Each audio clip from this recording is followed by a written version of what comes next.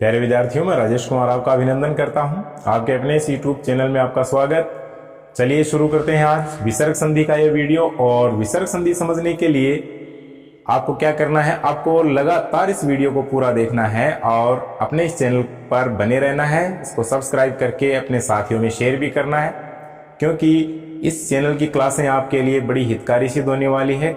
आराम से आप यदि इसको देखते हैं तो एकदम कक्ष की तरह है, एक विद्यालय वातावरण की तरह आपको ये कक्षाएं समझ में आने वाली हैं, क्योंकि आप लगातार देख भी रहे हैं। हर स्तर के विद्यार्थी के लिए कक्षा महत्वपूर्ण है, चाहे वह विद्यालय स्तर का है, चाहे वह कंपटीशन स्तर का है, क्योंकि मैंने इसी तरह से परिश्रम करके ऐसी कक्षाएं तैयार की हैं। तो चलिए शुरू करते हैं। और शुरू करने से पहले मैं एक बात अवश्य बताना चाहूंगा कि हाल ही में जो कंपटीशन हुआ है, रीट की जो परीक्षा हुई है, उसमें लाखों विद्यार्थियों ने परीक्षा दी है और साथ ही अनेक विद्यार्थी ये सोच रहे हैं, ऊहापोह है उनके मन में है, हताशा उनके मन में है, एक मानसिक तनाव उनके मन में बना हुआ है कि हमारा सिलेक्शन होगा या नहीं, हमारा स्कोर इतना बन रहा है। तो उनको अंदाज़ा नहीं है, उनको अनुमान नहीं है और तनाव उनके ऊपर हावी है। तो उनसे मैं कहना चाहूँगा कि ईश्वर कभी पूरे अवसर जिंदगी में बंद नहीं करता है। अवसर निरंतर बने रहते हैं और अवसर आते रहते हैं। कुछ अवसर हमारी प्रतीक्षा करते हैं, जैसे हम उनकी प्रतीक्षा करते हैं। तो हमें अवसर के साथ अपनी मेहनत का तालमेल बैठा करके सफलता अर्जित करनी है विद्यार्थियों, हारना नहीं है। यदि एक कदम पर हम पीछे हट भी जाते हैं, यदि हमारा स्कोर नीचे आ जाता है, हमें सिलेक्शन नहीं मिल पाता है, तो भी हमें यह देखना है कि हमारी कितनी कमी रह गई। हमें उस कमी को सुधार करके और ज़्यादा जुनून के साथ, एक नई उमंग के साथ, एक और ज़्यादा उत्साह बटोर कर, परिश्रम करके उस कमी को दूर करके अपने आप को वहां तक पहुंचाना है जहां तक हमें पहुंचना है। और कभी भी कोई गलत निर्णय लेकर के अपने लक्ष्य से भटकना नहीं है, प्रयास नहीं छोड़ना है, क्योंकि कछुआ चाल चलने वाला व्यक्ति, निरंतर गतिमान रहने वाला व्यक्ति निश्चित रूप से एक न एक दिन मंजिल तक पहुंच ही जाता है। इसलिए हारे नहीं, क्योंकि कवि मैथिली शरण गुप्त भी कहते हैं कि नर हो न निराश करो मन को। हम मनुष्य हैं, हमें अपने मन को कभी निराश नहीं होने देना है, लगातार आगे बढ़ते जाना है। जिंदगी बड़ी महत्वपूर्ण है और जीवन में बड़े अवसर हैं। अवसरों का लाभ उठाते हुए, अवसरों को हमें फलीभूत करते हुए अपने आप को मंजिल तक पहुंचाना है। चलिए शुरू करते हैं विसर्ग संधि का ये वीडियो। और विसर्ग संधि के इस वीडियो में पढ़ाने से पहले मैं कहना चाहूँगा कि इसमें पहले भी हम काफ़ी वीडियोज़ में स्वर संधि और व्यंजन संधि पढ़ चुके हैं। शब्द शुद्धि वाले बहुत से वीडियो मैंने डाले हैं और उनमें काफ़ी महत्वपूर्ण शब्द जो अभी भी परीक्षाओं में आए हैं और आगे भी आते रहेंगे, उनको आपको सुनना है, देखना है। और साथ ही अन्य जो शब्द युग्म वाले, शब्द शुद्धि वाले वीडियो हैं, उन पर भी आपको नज़र डालनी है, उनको आपको पूरा देखना है। उनमें आपको काफ़ी कुछ फ़ायदा होने वाला है। तो लीजिए शुरू करता हूँ मैं विसर्ग संधि। देखिए विसर्ग संधि होती क्या है। विसर्ग संधि की सीधी सी परिभाषा है कि इसमें विसर्ग होता है। विसर्ग संधि में विसर्ग होता है। और विसर्ग कहाँ होता है? विसर्ग पहले शब्द के अंत में होता है, पहले शब्द के अंत में होता है। और दूसरे शब्द के शुरू में विद्यार्थियों कोई न कोई स्वर या व्यंजन होता है, स्वर या व्यंजन होता है। और तब हम संधि करते हैं तो इस विसर्ग में कोई न कोई विकार होता है। क्या क्या विकार होते हैं विसर्ग में, वो एक छोटे से सूत्र के रूप में यहाँ पर मैंने लिखे हैं। आप एकाग्र होकर सुनेंगे तो आपके आराम से समझ में आने वाले हैं कि प्रथम शब्द के अंत में विसर्ग हो और सामने दूसरे शब्द में प्रारंभ में कोई स्वर या व्यंजन हो, तो संधि करने पर विसर्ग में जो विकार उत्पन्न होता है, जो परिवर्तन आता है, उसे हम विसर्ग संधि कहते हैं। वे उदाहरण विसर्ग संधि के उदाहरण कहलाते हैं। और विकार कौन कौन से आते हैं ये देखिए। एक छोटा सा वाक्य, इसको रटेंगे, इसको समझेंगे तो विसर्ग संधि का पूरा निचोड़ हमें स्मरण रहेगा, याद रहेगा। कैसे कि और शय से लोप विसर्ग, ये विकार याद रखिए। और शय से लोप विसर्ग, तो ये मानिए कि विसर्ग संधि पूरी तैयार हो रही है।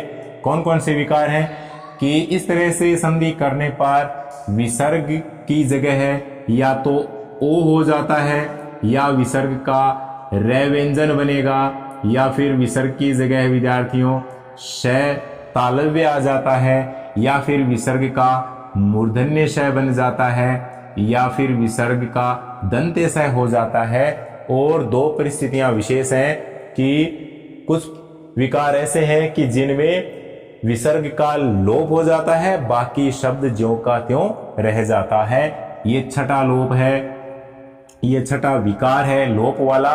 और सातवां विकार कहता है कि एक नियम ऐसा है कि जिसमें संधि करने पर विसर्ग अपनी जगह ज्यों का त्यों रह जाता है, कोई विकार इसमें नहीं आता है।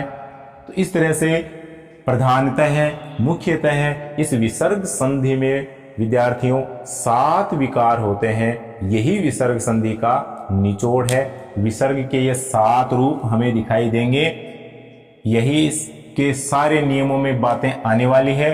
पहला नियम मैंने पहले लिखा है यहाँ पर, जिसको हम पढ़ने वाले हैं कि विसर्ग से पहले ए स्वर हो। परिस्थिति देखिए, पहला नियम कहता है कि विसर्ग से पहले ए स्वर हो। और मैं बता दूं, विसर्ग और अनुस्वार इनको हम अयोगवाह कहते हैं, क्योंकि ये ध्वनियां ऐसी हैं जो बिना स्वर के वहन नहीं होती। ये ए आदि स्वरों के योग से ही चलती है, इसलिए विसर्ग है उससे पहले हमेशा कोई न कोई स्वर अवश्य होगा। विसर्ग से पहले ए हो, ये नियम यहां कहता है कि विसर्ग से पहले ए आए और सामने जो भी शब्द आए उसके शुरू में इनमें से कोई सा वर्ण आए। इनमें से कोई सा वर्ण कौन सा आए? या तो ए स्वर हो, या फिर वर्गों का तीसरा, चौथा, पांचवा वर्ण होता है, उनमें से कोई सा एक वर्ण आए, या फिर यह रे ले वह है, इनमें से कोई सा वर्ण आए। तो संधि करने पर क्या विकार होता है वह मैं बताता हूं आपको।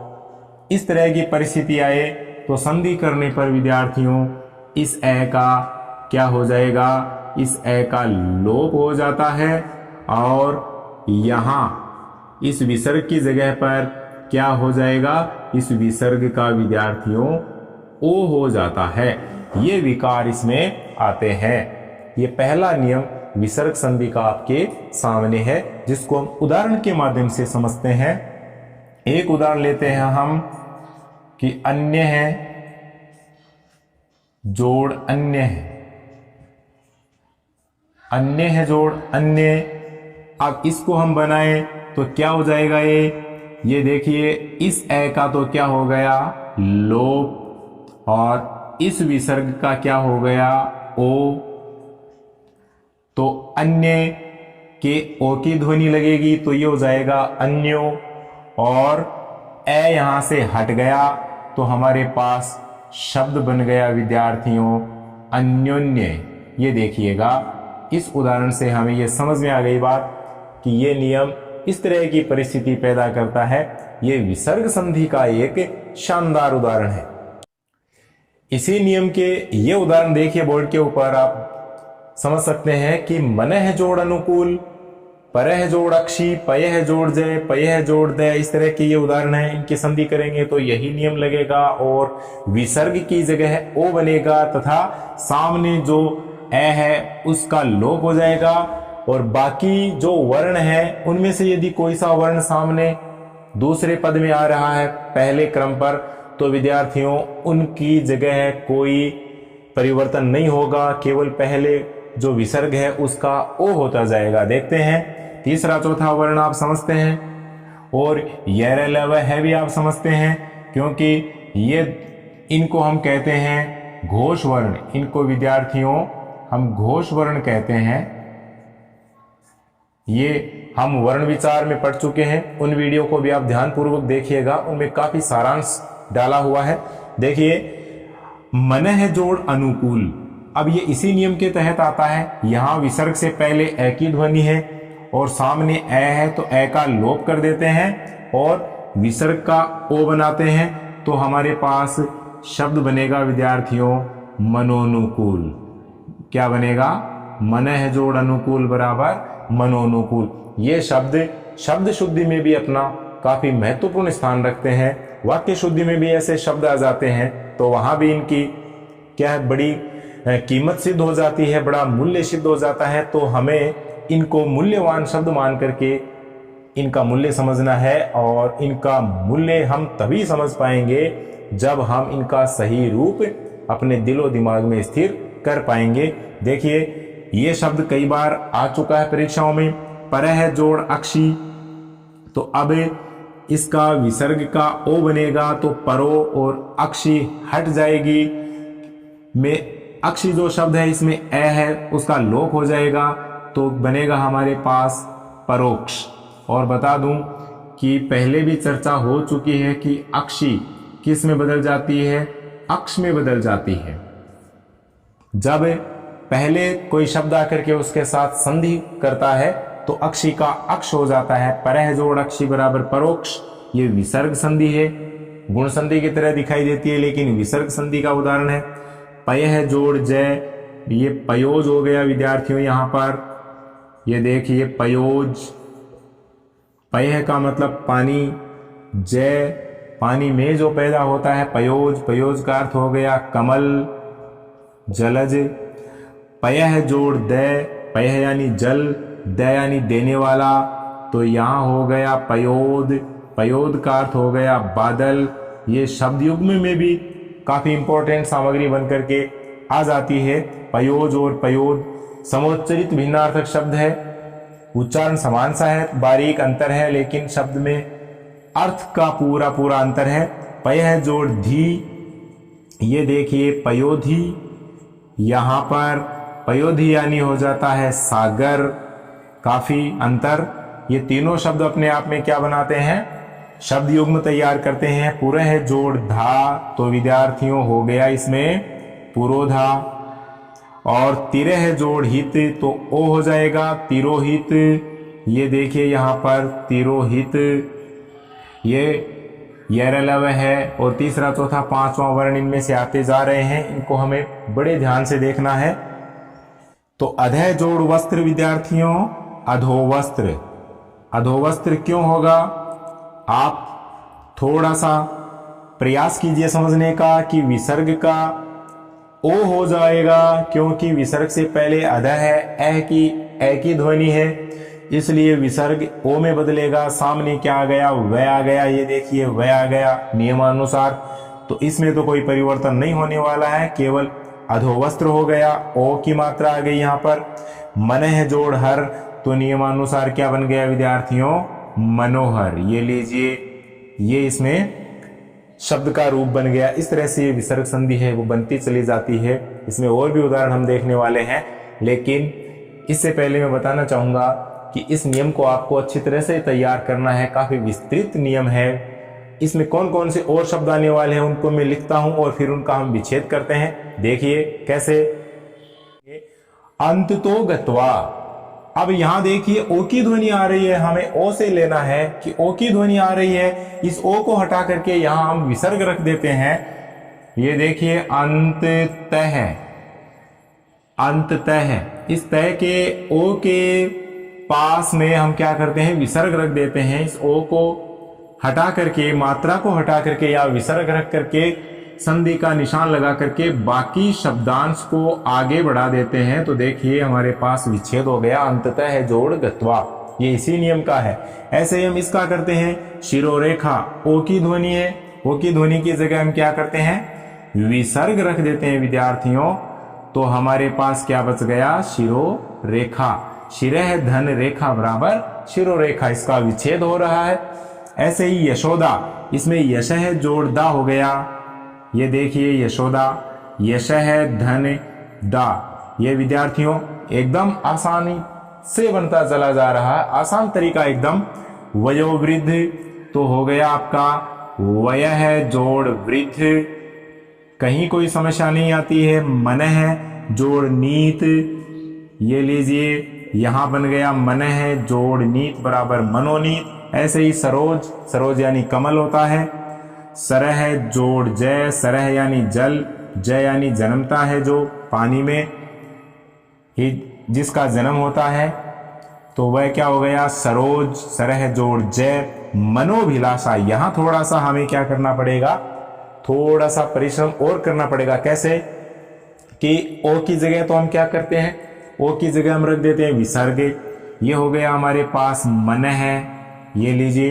अब भिलाषा नहीं होगा क्योंकि भिलाषा कोई शब्द नहीं होता है, इसलिए हमें सही शब्द निकालना पड़ेगा अभिलाषा। तो मन है जोड़ अभिलाषा, और ये हमने शब्द बनाया और इस शब्द की कल्पना हमने की अपने अनुभव से, अपने ज्ञान से, अपने प्रयास और अपने निरंतर के अभ्यास से हमने ये शब्द कल्पित कर लिया, यहाँ पर बना लिया अभिलाषा। तो ये सामने ए है, ए देखिए यहाँ पर लुप्त हो रहा है, तो पूरा इस संधि के तहत ही ये शब्द बन रहा है। तो इसका सार्थक विच्छेद क्या हो गया, मन है जोड़ अभिलाषा। इस तरह से हम अपने मन की इस संधि के ज्ञान की अभिलाषा भी पूरी कर सकते हैं। तो इसके लिए आप इस चैनल पर बने रहिए। आशा करता हूँ ये वीडियो आपको पसंद आ रहे होंगे, बिल्कुल आ रहे हैं। तो आप इस चैनल पर निरंतर बने रहिए और वीडियो हमेशा पूरा देखिए। पूरा देखने के बाद में आप इसको अपनी नोटबुक में, अपनी अभ्यास पुस्तिका में उतार सकते हैं, लिख सकते हैं। लिखने से क्या होता है, हमारे पास कोई सामग्री स्थिर हो जाती है। तो बिल्कुल नेक्स्ट वीडियो में फिर मिलते हैं, तब तक के लिए जय हिंद, धन्यवाद। जो निकल पड़े वे पहुंच गए।